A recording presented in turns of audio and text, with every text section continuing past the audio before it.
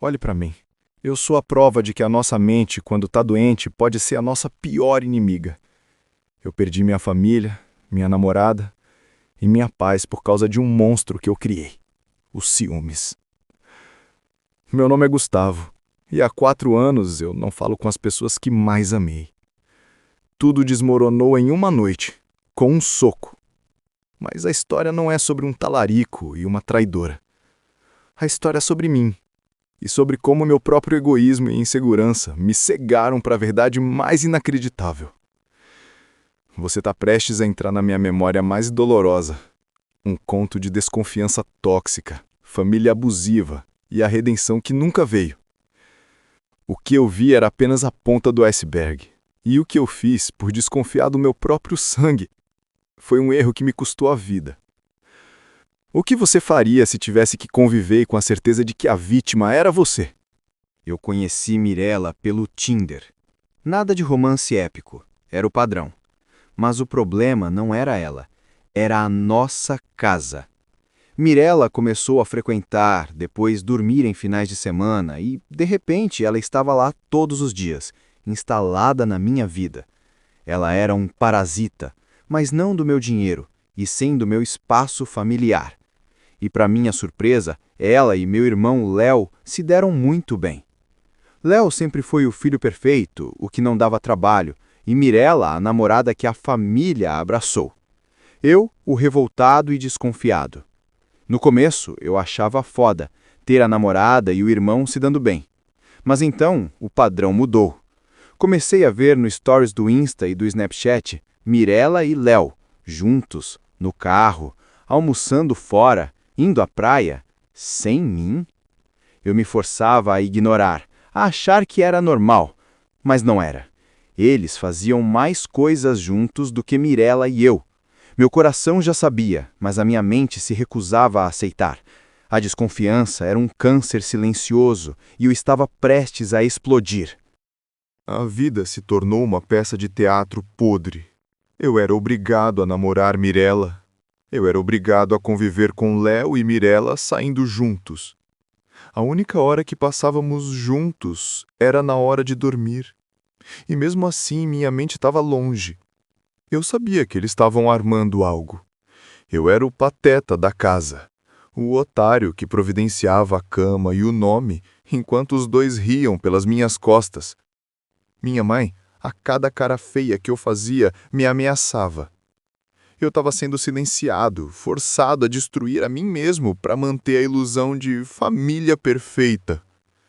Eu tentei terminar. Tentei dizer a Mirella que não dava mais. Ela começou a chorar alto, a fazer um escândalo que chamou a atenção de todos. Meus pais invadiram o quarto, me berraram, me chamaram de monstro. Eles não me deixaram terminar. O ultimato era claro. Ou eu ficava com ela, garantia a continuação do futuro da família, ou eu ia embora. Fiquei. Mas o monstro dos ciúmes estava pronto para ser libertado. A primeira e a pior das traições veio dos meus pais. Eu, consumido pelos ciúmes e pela suspeita, fiz a coisa que se supõe ser a correta. Eu busquei conselho. Fui à minha mãe e disse, com a voz embargada, que não sabia se era normal, mas que achava a relação de Mirella e Léo estranha, que desconfiava de talaricagem. A reação dela não foi de apoio, não foi de conversa, foi de fúria. Minha mãe me deu um tapa no rosto, me puxou pelo cabelo e gritou que eu estava louco e nojento. Em seguida, meu pai me ligou do trabalho, me xingando, dizendo que eu destruiria a família. Eu, o traído, fui acusado de ser um monstro. Me senti a pessoa mais errada do mundo. Pedi desculpas, prometi tirar as ideias da cabeça, mas era impossível. Eles me coagiram a manter o namoro. Disseram que se eu terminasse, eu seria expulso de casa. Eu estava anestesiado por fora, assustando por dentro.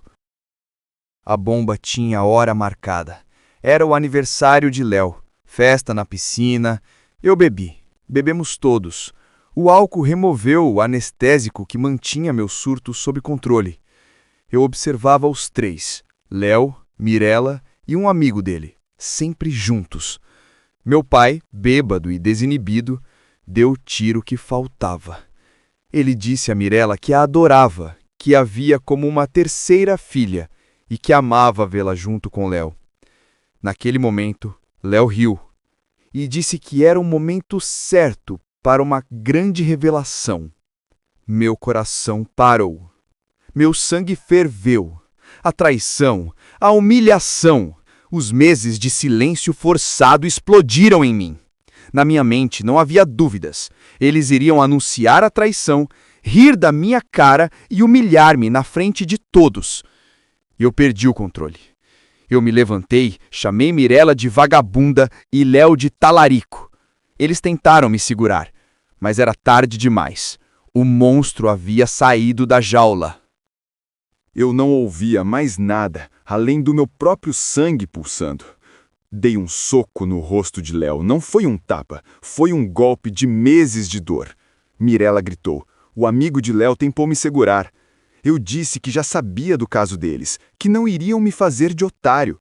O amigo de Léo me chamou de neurótico e doente. Meu pai e minha mãe vieram correndo, chocados. Eu não parei. Eu exigia a verdade, a confissão daquela traição que me destruiu em silêncio. Eu precisava provar a eles que eu não era louco. Eu precisava provar a mim mesmo que o monstro que eu criei era real. Mas o silêncio que se seguiu não era de culpa. Era de choque. Chocado pelo que estava por vir. Léo estava de pé, a mão no rosto. O amigo dele ao lado. Meu coração estava pronto para ouvir a confissão do caso. Mas o que ele disse foi o soco final. O amigo de Léo gritou. Ele ia revelar que é gay. Eu sou o namorado dele. Naquele instante eu parei de respirar. Não havia traição. Não havia talaricagem. Léo e Mirella eram apenas bons amigos. Léo iria usar a festa de aniversário para se assumir para a família. E eu, na minha paranoia doentia, destruí o momento mais importante da vida do meu irmão. Mirella me olhava com desprezo. Meus pais me olhavam com tristeza e repugnância. Léo e o namorado se beijaram na minha frente para me provar a verdade. E eu me senti a pessoa mais errada, a mais nojenta e a mais burra do mundo. Não era o Léo que era um parasita. Era o meu ciúme, era a minha insegurança. Meu pai não gritou. Foi pior. Ele falou com uma frieza cortante. Arrume suas coisas. Amanhã você vai morar com seu tio. Ele disse que eu destruí a vida do meu irmão e tratei as pessoas como lixo. Meu irmão disse que eu era um doente neurótico e que não conseguia acreditar. Eu tentei me desculpar, mas as palavras morriam na minha garganta. O arrependimento me sufocava. Eu tinha 18 anos e estava sendo exilado por uma loucura que eu mesmo inventei. O abraço que Mirella dava em Léo não era de traição, era de solidariedade. E eu era o único culpado. Eu implorei para ficar, mas o veredito estava dado. Saí de casa no dia seguinte com uma mala e o peso de um erro irreversível. Minha mãe, que me bateu e me chamou de nojento por suspeitar da verdade, me expulsou de casa por inventar uma mentira. A ironia era cruel. Passaram-se 4 anos.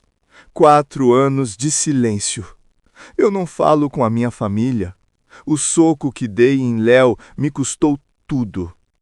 Tentei milhares de vezes falar com Mirella, me desculpar pelo trauma que causei. Ela me bloqueou em tudo e exigiu uma ordem de distanciamento mínima. Eu a entendo. Eu a tratei como lixo. O que eu fiz não tem perdão. A família, que me impediu de terminar o namoro por achá-lo perfeito, me expulsou por um crime que não existia. Eu queria que essa história chegasse até eles, para que soubessem que eu me arrependo a cada dia. Mas o maior castigo não é o exílio, é a certeza da culpa. É viver com o fato de que meu ciúme, minha arrogância e a toxicidade da minha família fizeram de mim o vilão de uma história em que eu era a vítima. Hoje eu entendi. Não foi Léo, não foi Mirella. Foi a minha mente. O que me expulsou daquela casa não foi um soco. mas a desconfiança que me fez dar o soco. Eu carrego a vergonha e a culpa de ter destruído o momento mais importante da vida do meu irmão. Eu carrego a dor de ter humilhado uma garota inocente. O medo de que seus pais fossem contra o namoro de Léo era tão grande que eles preferiram me chamar de louco. Eu te pergunto, eu estava realmente louco ou a pressão da minha família me fez explodir? O silêncio deles sobre o meu trauma era uma forma de abuso que justifique o meu surto? O que é mais tóxico? A suspeita de traição ou a família que te impede de terminar o namoro? Deixe sua opinião. Se você já foi consumido pelos ciúmes, deixe um comentário. A maldição dos ciúmes é real e ela sempre tem um preço.